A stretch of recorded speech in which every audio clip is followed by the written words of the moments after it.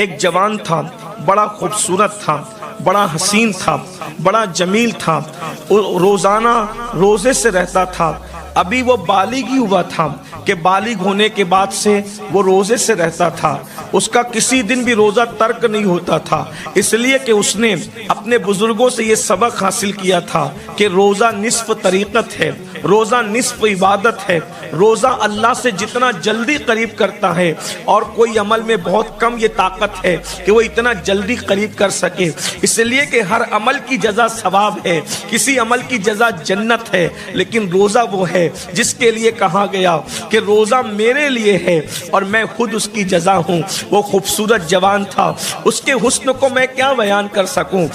وہ جوان یوں تو امام حسن کی اولاد میں سے ہے، وہ حسنی سید ہے، اللہ اکبر۔ وہ جوان حسنی سید ہے اور اللہ اتنا نیک ہے کہ کبھی اس کی تہجد بھی فوت نہیں ہوتی ہے۔ اس کے تقوی کا عالم یہ ہے کہ اس نے کبھی کسی نامحرم عورت کو اللہ اکبر بھول سے بھی کبھی نظر اٹھا کر کے نہیں دیکھا۔ اللہ اکبر۔ اندازہ فرمائے، ایک دن وہ نوجوان روزے کی حالت ہی کے اندر جو ہے وہ اپنے سفر کی طرف رواں دواں تھا۔ ایسے میں اس جوان نے افطار کے وقت میں دیکھا کہ چلو افطار کرنا ہے، افطار کے لیے ہمارے پاس کچھ ہے تو نہیں، تو پانی پی کر ہی افطار کر لیتے ہیں۔ اس نے پانی کے لیے جب قدم بڑھائے تو کیا دیکھا، قریب ہی میں ایک دریا ہے، اور اس دریا کے قریب جب وہ افطار کے لیے اپنے ہاتھوں کو چلو بنا کر کے پانی پینے کے لیے آگے بڑھا، اس جوان کے تقوی اور توکل کا یہ عالم تھا کہ وہ اپنے پاس کٹورا بھی رکھے ہوئے نہیں تھا۔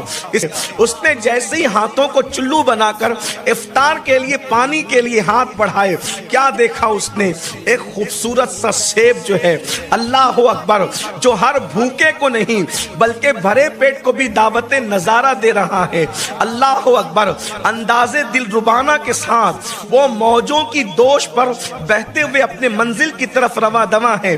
اس جوان نے چلو سے پانی لینے کی بجائے جب سیب کو دیکھا، ظاہر سی بات ہے دریا میں بہنے والی چیزیں کسی کی ملکیت نہیں ہوا کرتی۔ اس نے سوچا کہ یہ سیب ہے، کسی نہ کسی کی تو ملکیت ہوگی، کسی نہ کسی کی تو ملک میں ہوگی۔ سوچا کہ کیسے پتا کریں، سوچا جدھر سے آ رہا ہے اسی کنارے کنارے چلتے۔ وہ چلتے چلتے چلتے چلتے جب پہنچا تو وہ ایک ایسے مقام پہ پہنچا کہ جہاں پر سیب کا باغ تھا، اور سیب کے باغ میں سیب کے درخت کچھ ڈالیاں جھک کر کے پھلوں کی وجہ سے دریاؤں کی طرف گویا کہ مجرائے تسلیم پیش کر رہی تھی۔ اس کیفیت